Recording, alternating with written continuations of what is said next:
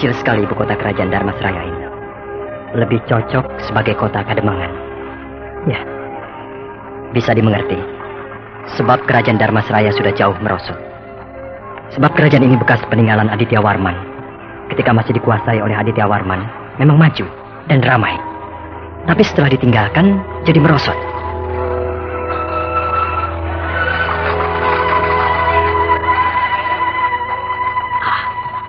Lebih baik aku mencari kuda dan terus saja menuju ke Pagaruyung.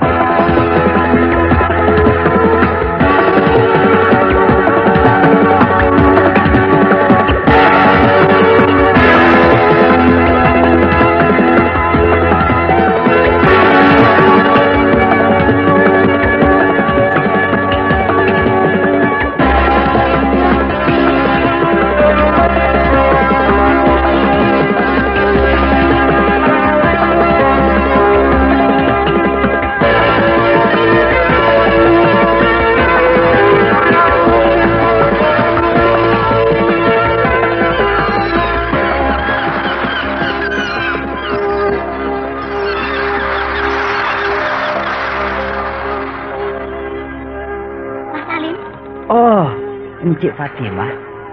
Pak Salim, ya. Kenal dengan Brahma di mana? Di sini saja, Cik. Dia bercerita apa saja pada Pak Salim? Tidak cerita apa-apa, Cik. Tidak pernah menceritakan asal dari mana dan hendak kemana? Ya, pernah juga cerita sedikit. Nah, apa ceritanya itu? Dia sedang mencari musuh besarnya. Musuh besar? Ya, katanya musuhnya itu telah membunuh istrinya. Istrinya dibunuh? Ya, katanya begitu. Dan musuhnya itu melarikan diri ke Pagaruyung. Ke kerajaan Pagaruyung? Ya, begitu, Cik. Kalau begitu, dia pergi ke Pagaruyung? Pasti begitu, Cik. Dia sangat mencintai istrinya, sehingga menempuh perjalanan jauh. Laki-laki seperti Brahma memang jenis laki-laki yang sayang pada istri.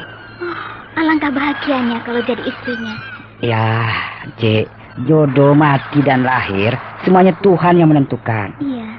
Encik juga nanti pasti akan ketemu jodoh yang Encik cintai. Iya. Oi, daratan! Nah, itu, pengawas berteriak. Kita sudah sampai, Cik. Daratan! Sampai di Jambi. Ya, kita sampai di Jambi.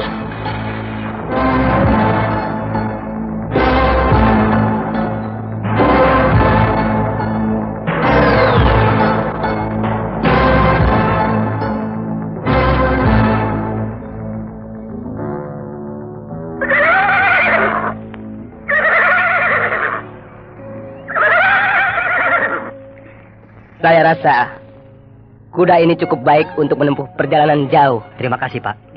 Saya telah merepotkan Bapak mengusahakan seekor kuda. Tidak, Nak. Sebab teman saya di sini banyak yang memelihara kuda. Iya. Bapak asli orang sini, Pak? Betul, Nak. Saya lahir di sini.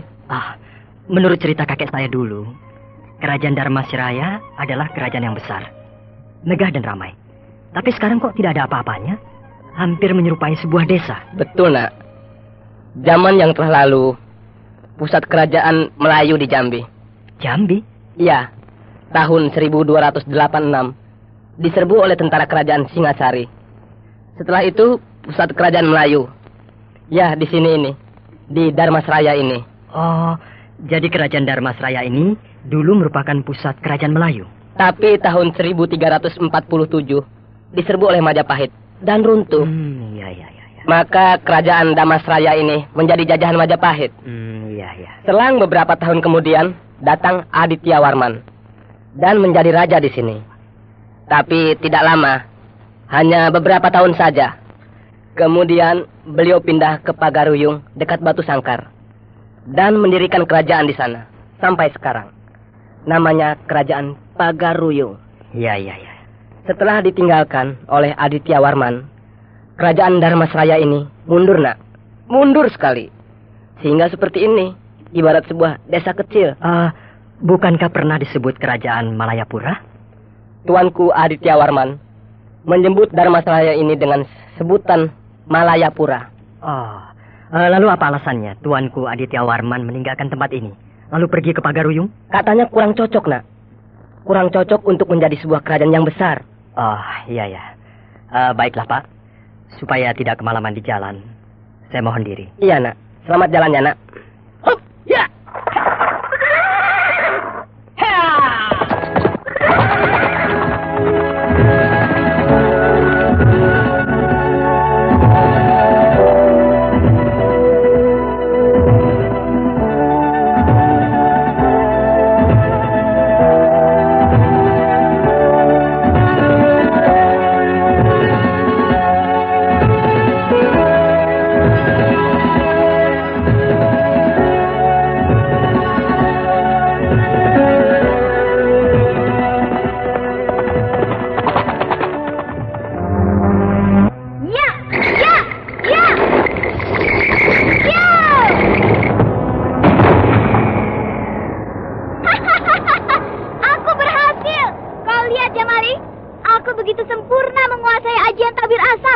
Dari kedua telapak tanganku keluar asap memancur sangat deras, lalu melingkar-lingkar, membulak-bulak, kemudian perlahan-lahan masuk kembali ke dalam kedua telapak tanganku. Siapa yang terkena semburan asap dari tanganku akan mati lemas. Hei, kenapa kau tidak gembira, Jamali? Terus terang aku kagum terhadap ketekunanmu di dalam mempelajari ilmu kedikjayaan. Dan otakmu sangat cerdas. Hanya dalam waktu yang tidak lama, kau sudah sempurna menguasai ajian tabir asap. Tapi sayang, ilmu itu ilmu sihir. Alah, apa bedanya ilmu sihir dan ilmu yang bukan sihir? Ilmu sihir dipengaruhi setan. Hawanya jahat dan merusak. Tapi ilmu yang bukan sihir tidak jahat. Kau pikir ilmu kedikjayaan itu tidak jahat? Contohnya Brahma. Dia punya Aji Bayu Bajra, yang merupakan ilmu pukulan angin topan. Ilmu itu merusak. Pohon-pohon dan rumah-rumah roboh dan hancur. Nah, kan jahat juga. Itu hanyalah merupakan wujud dari akibat yang ditimbulkannya. Tapi orangnya tidak dirasuki nafsu iblis, bukan? Siapa bilang? Kau pikir Brahma tidak dirasuki nafsu iblis? Mengapa dia membunuh Tumenggung Bayan? Iya, dia menjalankan perintah raja. Tumenggung harus dihukum mati, dan Brahma yang harus menjalankan hukuman mati terhadap Tumenggung Bayan itu. Tidak ada bedanya dengan satu regu pasukan keraton yang harus melaksanakan hukuman mati terhadap seorang penjahat yang sudah dijatuhi hukuman mati. Nah, pasukan tentara itu hatinya sama sekali tidak dikuasai oleh nafsu setan yang sesat, tapi hanyalah menjalankan tugas semata-mata. Lain tidak? Tidak juga, Jamali. Para pendekar yang katanya berhati mulia, banyak yang membinasakan musuh-musuhnya. Nah, berarti mereka juga dikuasai nafsu setan. Lasmini, mereka membunuh karena menumpas kejahatan. Semboyan mereka ialah lenyapkan angkara murka dari muka bumi. Nah, mereka membunuh dengan alasan menegakkan keadilan dan kebenaran. Tapi aku bukan penjahat, bukan? Iya, memang. Alasan pertama mengapa kau bermusuhan dengan Brahma, karena Brahma membunuh tunanganmu. Lantas, kau balas dendam. Ya, hal itu aku anggap wajar. Sebab kau sakit hati. Tapi yang aku sesalkan, perkembangan pribadimu, di mana kau mulai mengalihkan perhatianmu kepada ilmu sihir. Sehingga aku lihat lambat laun, jiwamu mulai dipengaruhi oleh watak buruk. Hei, enak saja kau menuduhku. Salah satu contoh ya, kau menyebarkan fitnah bahwa Brahma ingin kawin dengan kau, mengejar-ngejar kau, dan mau memperkosa kau. Nah, apakah itu bukan perbuatan yang jahat? Kau tidak bisa menyelami perasaanku, Jamali. Hatiku hancur. Aku sakit hati. Masa depanku berantakan karena Brahma. Nah, tidak bolehkah aku membalasnya dengan sedikit kejam? Kau katakan sedikit kejam? Kau salah, Lasmini. Fitnah itu rajanya kejam. Terlalu kejam. Nama Brahma jatuh, namanya menjadi jelek, dan sebagainya. Aku sudah berusaha untuk mengalahkan dia, tapi tidak berhasil. Nah, bukankah aku berhak mencari daya upaya untuk bisa mengalahkan Brahma? Iya, benar Lasmini. Tapi jangan menghalalkan cara. Maksudmu? Ya, belajarlah jenis ilmu kedikjayaan yang baik, yang berasal dari golongan putih. Bukan belajar ilmu sihir. Tapi yang paling bagus ialah bersahabat dengan Brahma. Apa? Bersahabat dengan Brahma? Kau sudah gila, Jamali. Lasmini, kita sudah tahu benar siapa Brahma, bukan? Dia benar-benar seorang satria. Satria Madangkara yang tulen. Aku yakin, kalau kau menjumpai dia, lalu kau minta ampun, pasti dia akan memaafkanmu. Selanjutnya, bersahabat dengan dia. Hah? Ingat Lasmini, bersahabat dengan orang baik akan banyak mendatangkan keuntungan. Tetapi sebaliknya, bersahabat dengan orang jahat, ya, kau akan hancur. Tidak, Jamali. Aku tidak mau mengkhianati arwah tunanganku, Tumenggung Bayan. Aku tidak sudi bersahabat dengan orang yang membunuh tunanganku. Arwah Tumenggung Bayan akan mengutuk aku. Terserah kau.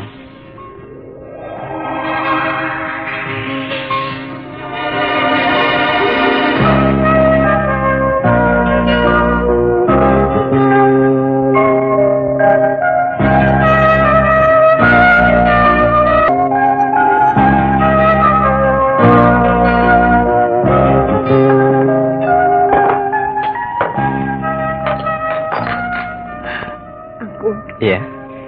Anak kita. Fatimah. Ya, keadaannya semakin mencemaskan. Lupa makan, mengurung diri terus di dalam kamar. Anak itu benar-benar jatuh hati kepada Brahma. Ya, aku kira hanya suka biasa, kesukaan jiwa remaja. Tapi ternyata hatinya amat terpaut kepada Brahma. Habis mau bagaimana lagi? Brahma sudah punya istri. Ya. Memang benar. Laki-laki sudah biasa punya istri banyak. Apalagi raja. Punya selir sampai belasan. Tapi Brahma bukan jenis laki-laki yang begitu. Dia sangat setia kepada istrinya. Aku juga tidak rela kalau Fatimah dimadu. Jangan. Kasihan. Ya, itulah. Aku jadi bingung, Angku. Ya, cobalah dihibur. Pelan-pelan saja. Lama-lama juga akan lupa kepada Brahma. Ya.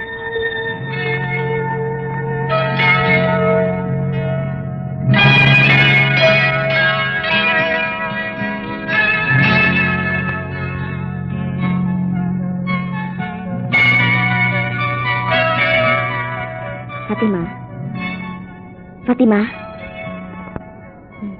Tidur barangkali. Kok tidak ada? Kemana dia? Lemari terbuka. Dan pakaian Fatimah semuanya tidak ada. Tas pakaian, uang, semuanya tidak ada. Angku! Ada apa, Lela? Fatimah tidak ada. Lihat, lemari kosong. Pakaiannya semua tidak ada. Juga uang, perhiasan lenyap. Pelayan! Dengarkan semua. Ya, Tuan. Apakah kalian lihat Fatimah? Tidak, Tuan. Cari! Ayo, semuanya mencari Fatimah, cepat!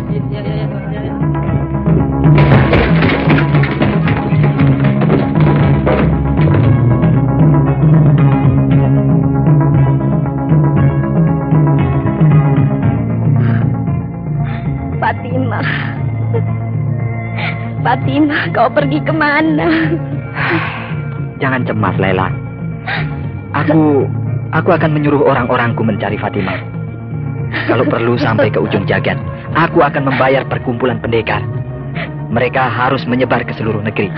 Fatimah harus diketemukan. Ya. Tuan? Ada apa, Salim? Mungkin apa? Mungkin Encik Fatimah pergi ke Darmasraya. Apa? Pergi ke Darmasraya? Ampun, Tuan. Saya telah menceritakan tujuan Nak Brahma yang sebenarnya kepada Encik Fatimah. Sebab Encik Fatimah dengan menangis minta saya terus terang bercerita tentang Brahma. Saya sangat iba melihat kesedihan hati Encik Fatimah. Lalu saya ceritakan bahwa Brahma mau pergi ke Damasraya, bahkan akan terus ke Pagaruyung.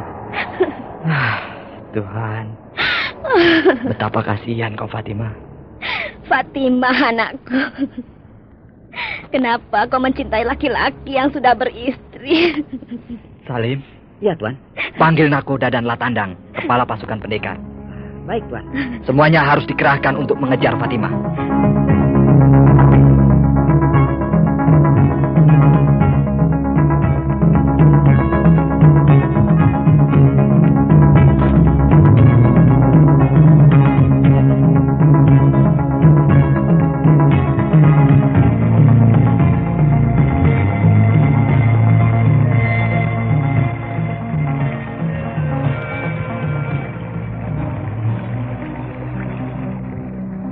Makan, Ci.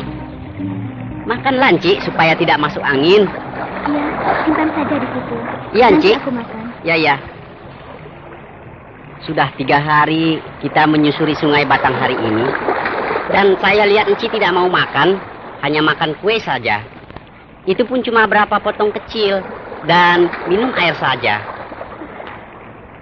Kalau naik perahu berhari-hari, harus makan supaya kuat terhadap serangan angin, hawa sungai yang dingin. Atau kalau siang kena sinar matahari, panas sekali. Tapi perahu ini besar. Tidak ada atapnya. Aku bisa terlindung dari hujan dan panas matahari. Tapi angin di sungai Batang hari ini kencang, Ci. Soalnya sungainya lebar sekali. Dan sehingga angin berhembus sangat bebas. Saya padahal sudah jadi tukang perahu bebelasan tahun. Kadang-kadang sakit juga. Apalagi Enci Fatimah kan yang baru kali ini menempuh perjalanan jarak jauh naik perahu. Berapa hari lagi kita sampai di Dharmasraya? Kalau perjalanan kita lancar, 10 hari lagi juga sampai. Ke Dharmasraya, Enci Fatimah akan menjumpai siapa? Sanak kerabat?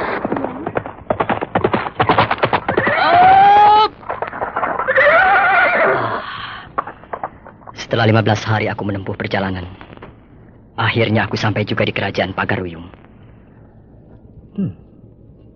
Pintu gerbang ibu kota itu dibuka lebar-lebar dan tidak dijaga. Orang-orang bebas keluar masuk. Berarti kerajaan Pagaruyung ini dalam keadaan aman. Ya, baiklah. Tidak usah memacu kuda. Berjalan perlahan-lahan saja.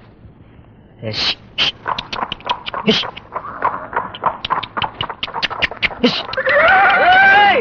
Berhenti! Hei! Aku sudah dikepung pasukan tentara. Diam di tempat. Jangan melawan. Apakah saudara-saudara semua tentara kerajaan Pagaruyung? Ya, betul. Kenapa saya dikepung? Saudara ditangkap. Kesalahan saya apa? Nama saudara Brahma. Benar. Dari Pulau Dwipa di Kerajaan Madangkara. Benar? Atas perintah Demung Turangga. Saudara ditangkap. Loh, saya datang ke sini tidak bermaksud jahat. Nanti di dalam pemeriksaan, saudara boleh menjelaskannya. Ayo, berangkat.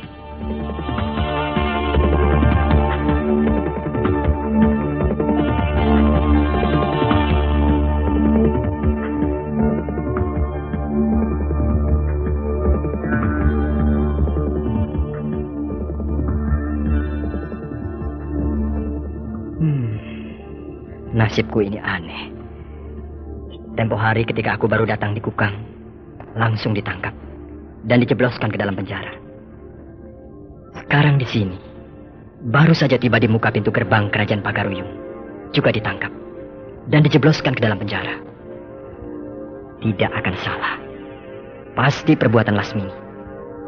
Sebab seumur hidupku, baru kali ini aku menginjak tanah bumi Pagaruyung. Jadi orang-orang di sini tidak ada yang kenal denganku. Tapi tentara kerajaan itu tahu namaku dan tahu asal-usulku. Jadi jelas, Lasmini lah yang memberitahukannya kepada mereka. Sebab Lasmini melarikan diri ke sini, menjumpai kenalannya, seorang pejabat tinggi kerajaan Pagaruyung. Dan orang itu berasal dari Majapahit.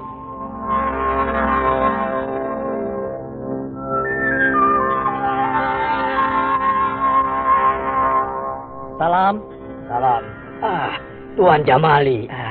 Maaf, saya mengganggu. Tidak, Tuan. Lalu ada apakah sehingga Tuan berkunjung ke penjara ini? Saya ingin berbicara dengan tahanan itu. Maksudmu tahanan kemarin sore? Iya, Brahma. Baik, mari ikut saya.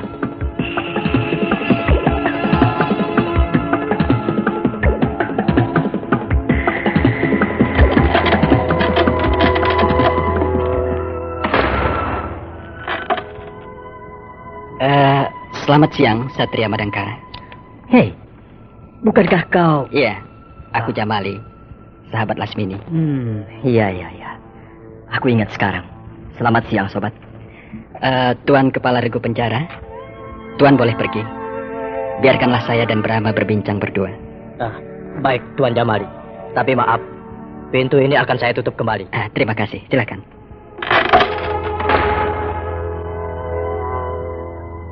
Apa kabar, sobat? Kenapa tidak dengan Lasmini mengunjungi aku di dalam penjara ini? Aku datang tanpa sepengetahuan Lasmini. Kenapa? Sebab aku ingin kita berbicara berdua saja. Ada yang penting rupanya? Ya, sangat penting. Cepat katakan. Sebab aku punya sebuah pertanyaan yang maha penting untuk kau.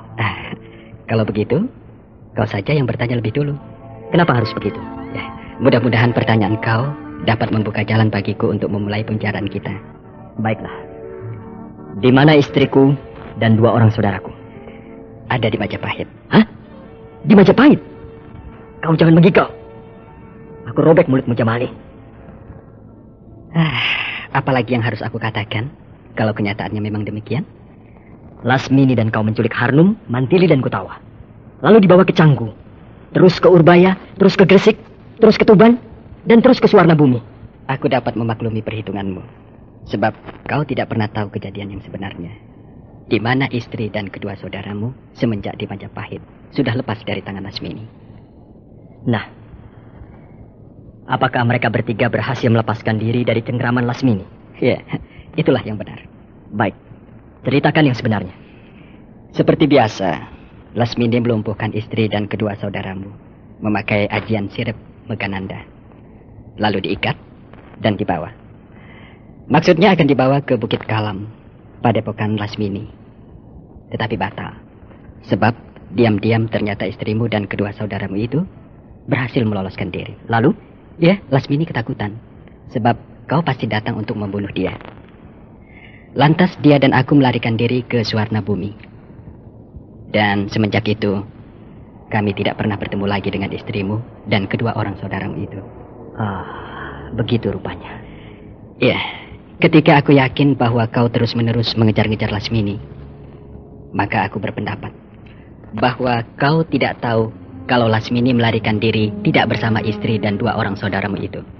Jadi untuk itukah kau menemui aku di penjara ini? Bukan hanya untuk itu. Lalu? Aku mohon dengan setulus hati, bebaskanlah Lasmini. Tunangannya sudah mati oleh kau. Dan dia tidak mencederai istri dan kedua saudaramu. Lasmini sama sekali tidak menyakiti istrimu dan 2 saudaramu. Menyentuh pun tidak. Ya, jadi aku rasa persoalan kau dengan Lasmini sebenarnya sudah tidak ada lagi. Apa kau pikir aku menempuh perjalanan yang sangat jauh? Menyeberangi lautan, membuang-buang waktu, tenaga dan biaya adalah suatu keberuntungan bagi aku? Ya, aku mengerti. Pasti kau marah. Setidaknya geram. Tapi itu semua karena kau tidak mengetahui kejadian yang sebenarnya. Memang, semua itu gara-gara Lasmini. Akan tetapi tidak bisa kau menyalahkan Lasmini sepenuhnya. Sebab bagaimanapun juga, Lasmini menderita. Hatinya hancur. Masa depannya gelap. Nah, tidak adakah perasaan iba di hati kau? Di mana kau mau memaafkan Lasmini? Aku tidak pernah benci kepada Lasmini. Apalagi dendam. Sama sekali tidak. Aku mengejar-ngejar dia hanya karena yang aku tahu. Dia menculik istriku. Aku akan membebaskan Lasmini.